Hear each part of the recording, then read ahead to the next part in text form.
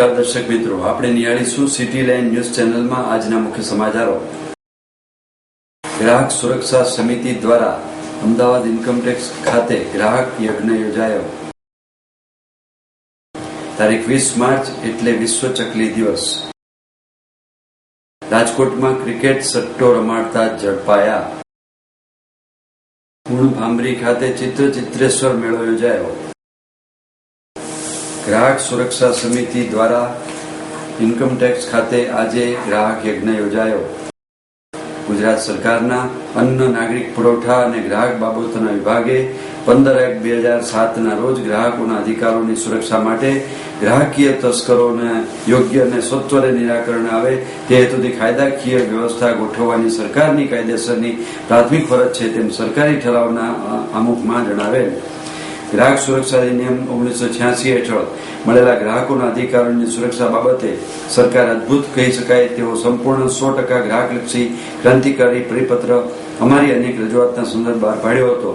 ગ્રાહક સુરક્ષા અધિનિયમ 1986 હેઠળ ગ્રાહકોને મળેલ વિવિધ અધિકારો પૈકી કલમ 6B હેઠળ માહિતી મેળવવાનો તથા 6F હેઠળ શિક્ષણ મેળવવાના અધિકારોનો સમાવેશ થાય છે। આ અધિકારો અંતર્ગત ગ્રાહકોને પૂરેપૂરું વળતર તથા પૂરતી સેવાઓ મળવાનો એક અતિ મહત્વનો અધિકાર પ્રાપ્ત થાય છે, પરંતુ અપ્રમાણિક વાણિજ્યિક વ્યવહારો તથા અપ્રમાણિક આર્થિક શોષણથી ગ્રાહકોના અતિ મહત્વના આ અધિકારનો ભંગ થાય છે। બિનજરૂરી તથા વધારે પડતો નફો એ અનફેર ટ્રેડ પ્રેક્ટિસ હોય તેને ગ્રાહકોના અધિકારીનો હિતમાં રોકવો તે અનિવાર્ય છે, જેને અટકાવવા માટેની બાબત ઘણા સમયથી રાજ્ય સરકારની વિચારણા હેઠળ હતી। પ્રસ્તુત બાબતે પુખ્ત વિચારણા અંતે ગ્રાહક સુરક્ષા અધિનિયમ 1986 ની કલમ 30(2) હેઠળ રાજ્ય સરકારે ગ્રાહક સુરક્ષાને લગતી બાબતોના સંબંધમાં મળેલ સત્તા અન્વયે આથી કરવામાં આવે છે કે માર્કેટમાં વેચાણ માટે વસ્તુ મુકાય તેની વેચાણ કિંમતમાં વ્યાજબી નફો ઉમેરી ગ્રાહકોને વેચાણ કરાય તે જરૂરી છે। વધારે પડતો નફો કે વેચાણ માટે મુકાયેલ વસ્તુની વ્યાજબી કિંમત કરતા લેવા ધારેલા વધારે પડતી કિંમતને કારણે ગ્રાહકોએ ખેંચેલા નાણાંનું તેને પૂરેપૂરું વળતર મળતું ન હોય તેનાથી ગ્રાહકોનું શોષણ થાય છે।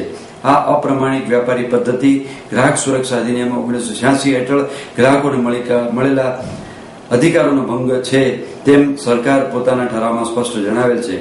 ગ્રાહક સુરક્ષા અને પગલા સમિતિ અખિલ ભારતીય પ્રમુખ શ્રી મુકેશ પરીખ જણાવે છે કે સરકારને ગ્રાહકલક્ષી અદભુત ક્રાંતિકારી નિર્ણય લઈ પરિપત્ર જાહેર કરવા બદલ ત્યારે અમોએ લાખ અભિનંદન આપ્યા હતા। ગુજરાત સરકારે ગુજરાતના ગ્રાહકોને સાથે ધોખાધડી વિશ્વાસઘાત કરી પાછલે બારણે ચૂપચાપ ક્રાંતિકારી પરિપત્ર સરકારના માનીતા અને જાણીતા ઉદ્યોગપતિઓ અને સ્થાપિત હિતોના લોબીના દબાણને વશ થઈ 30/3/2011 રોજ પાછો ખેંચી લીધો હતો। ગુજરાતના ગ્રાહકો સાથે સરકારે જે ગંદી અને મેલી રમત રમી છે તેનો ગુજરાતના ગ્રાહકો હવે જવાબ માંગે છે। અમે ગ્રાહકલક્ષી ક્રાંતિકારી પરિપત્ર પુનઃ લાવી અમલી ગ્રાહકકરણ માટે રજૂઆત કરી છે।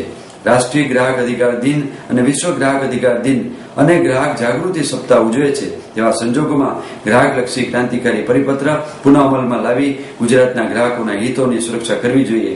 ગુજરાતના ગ્રાહકો સાથે અત્યારે બેફામ છેતરપિંડી અને નફાખોરી આચરવામાં આવી રહી છે, ત્યારે ગ્રાહક વધુ જાગૃત થાય અને ફરિયાદનો નિકાલ થાય તે સરકારી કાયદેસરની પ્રાથમિક ફરજ છે। ગ્રાહક સુરક્ષા અને પગલા સમિતિના ઉપક્રમે વિશ્વ ગ્રાહક અધિકાર દિન અને ગ્રાહક જાગૃતિ સપ્તાહની પૂર્ણાહુતિના પ્રસંગે બપોરના 12:39 કલાકે ગુજરાત સરકારને સદબુદ્ધિ આવે તે હેતુથી ઇન્કમટેક્સ સર્કલ સ્થિત ગ્રાહક યજ્ઞ શરૂ કરવામાં આવ્યો। 1 કલાક સુધી યજ્ઞ ચાલ્યો। વિશાળ બેનરો સાથે ગ્રાહક ક્રાંતિકારી પરિપત્ર પુનઃ અમલમાં લાવવા પ્રદર્શન નિદર્શન કરવામાં આવ્યું હતું। કાર્યક્રમ અગાઉ રાષ્ટ્રપિતા પૂજ્ય ગાંધીની પ્રતિમાને ફૂલહાર અને વંદન કરી ગ્રાહકોની અધિકારોની સુરક્ષા માટે ક્રાંતિકારી સરકારી પરિપત્રના પુનઃ અમલ માટે આજીવન લડત આપવાની શપથવિધિ અને સંકલ્પ લીધા હતા। મુકેશ પરીખ, પ્રમુખ ગ્રાહક સુરક્ષા અને પગલા સમિતિ। વિશ્વ ગ્રાહક અધિકાર દિન નિમિત્તે તારીખ 15મી માર્ચથી તારીખ 21મી માર્ચ ગ્રાહક જાગૃતિ સપ્તાહનું આયોજન કરવામાં આવ્યું છે। આજે ગ્રાહક જાગૃતિ સપ્તાહની પૂર્ણાહુતિના પ્રસંગે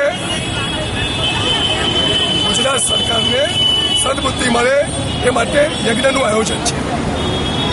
તારીખ 15/1/2007 રોજ ગુજરાત સરકારે ગ્રાહકલક્ષી અભિગમથી ક્રાંતિકારી પરિપત્ર જાહેર કર્યો હતો.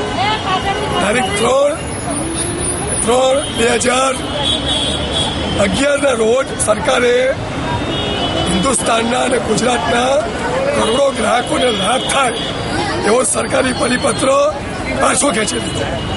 માટે ગુજરાત સરકાર પુનઃ ગ્રાહકલક્ષી અભિગમનું ક્રાંતિકારી પરિપત્ર પુનઃ અમલમાં મૂકે.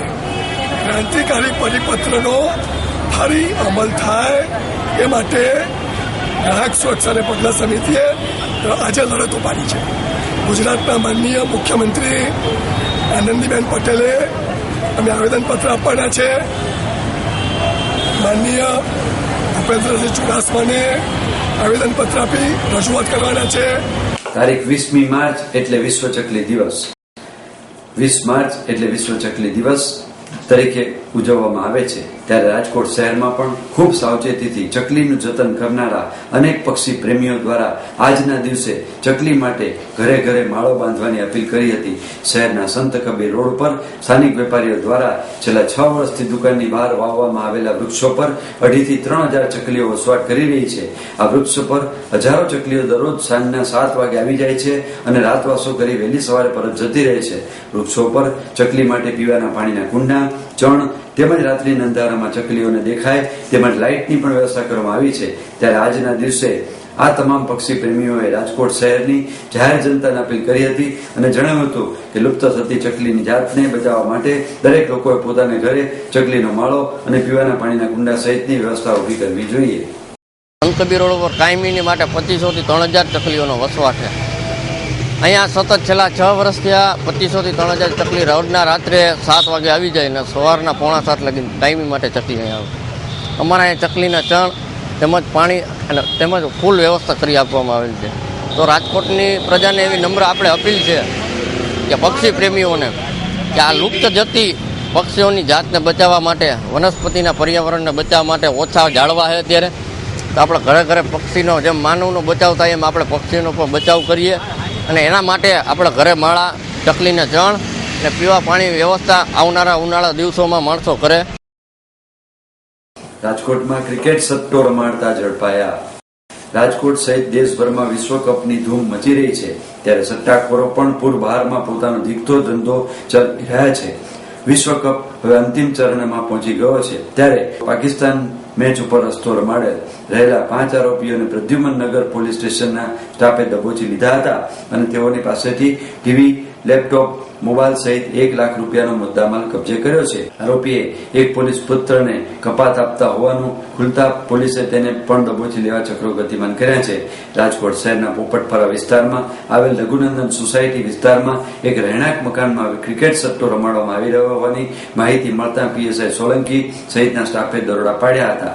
દરોડા દરમિયાન ઓસ્ટ્રેલિયા અને પાકિસ્તાન વચ્ચે રમાઈ રહેલી મેચ ઉપર 5 શખ્સો સટ્ટો રમાડી રહેલા ઝડપાઈ ગયા હતા. 5 શખ્સો સબીર, ઇમરાન, ઇમ્તિયાઝ, વકાર અને પ્રફુલ સટ્ટો રમાડતા હતા.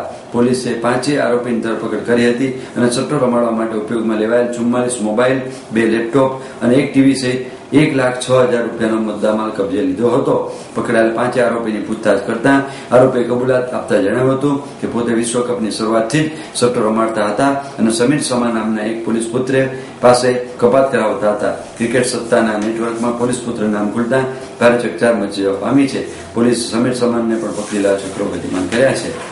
આજરોજ ઓસ્ટ્રેલિયા અને પાકિસ્તાનના ક્રિકેટ મેચ દરમિયાન પોપટપરા રઘુનંદન શેરી નંબર 6ની અંદર ક્રિકેટનો સટ્ટો રમાતો હોવાની હકીકત મળતા તે જગ્યાએ દરોડો પાડતા કુલ 5 ઈસમ મળી આવેલ છે. તેમાં 2 લેપટોપ, 44 અલગ અલગ મોબાઈલ તેમજ એક ટીવી મળી કુલ 1,06,700નો મુદ્દામાલ મળી આવેલ છે. આ તપાસ દરમિયાન આ પકડાયેલા આરોપીઓની પૂછપરછ કરતા સમીર સમા નામના ઈસમનું નામ ખુલેલું છે અને આગળની તપાસ શરૂ છે.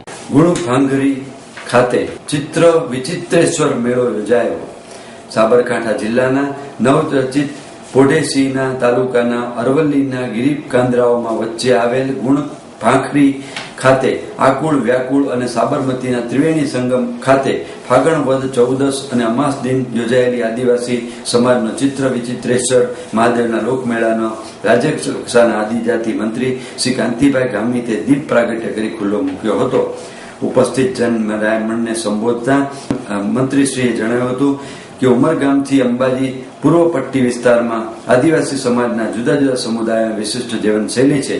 એમના ધાર્મિક ઉત્સવો, સામાજિક તહેવારો, લોકકલા, રૂઢિરિવાજો વિવિધ સભર છે. આ આટલા વૈશ્વિક પરિવર્તન, સાંસ્કૃતિક આક્રમણો વચ્ચે પોતાની આગવી સંસ્કૃતિ અકબંધ રાખી છે અને તેનું જતન કર્યું છે, જે આદિવાસી સમાજની આગવી ઓળખ અને ગરિમાને ગૌરવ પ્રદાન કર્યું છે. આ સંસ્કૃતિને જાળવી રાખવા તથા આદિજાતિના સમૂહને સામાજિક, શૈક્ષણિક અને આર્થિક વિકાસ માટે કલ્યાણકારી યોજનાઓના અમલમાં કરી રાજ્ય સરકાર દ્વારા સ્તુત્ય પ્રયાસ કરવામાં આવ્યો છે. રાજ્ય સરકારના અસરકારક પગલાંથી ગુણભાખરી ખાતે આકુળ વ્યાકુળ અને ત્રિવેણી સંગમને નવપલિત કરવામાં આવ્યો છે, જ્યાં પિતૃતર્પણ કરી પોતાના સ્વજનોને મોક્ષ પ્રાપ્તિ કરાવે છે. આ શ્રદ્ધાના પાવન સ્થળને વિકસાવવા રાજ્ય સરકાર દ્વારા મહત્તમ પ્રયાસ હાથ ધરવામાં આવ્યો છે. આ લોકમેળાના ઉત્સવ પ્રસંગે આદિજાતિ વિકાસ નિગમના ચેરમેન શ્રીમતી રમીલાબેન બારા, વન વિકાસના ચેરમેન શ્રી કુબેરભાઈ ડિંડોર, જિલ્લા સમાહર્તા શ્રી પીપી સ્વરૂપ, જિલ્લા પોલીસ વડા શ્રી પ્રવીણ માલ, પ્રાંત અધિકારી શ્રી પ્રજાપતિ સહિત મોટી સંખ્યામાં વનવાસી બંધુઓ ઉપસ્થિત રહ્યા હતા. આપ નિહાળતા રહો સિટી લાઇન ન્યૂઝ ચેનલ. આ હતા આજના મુખ્ય સમાચારો.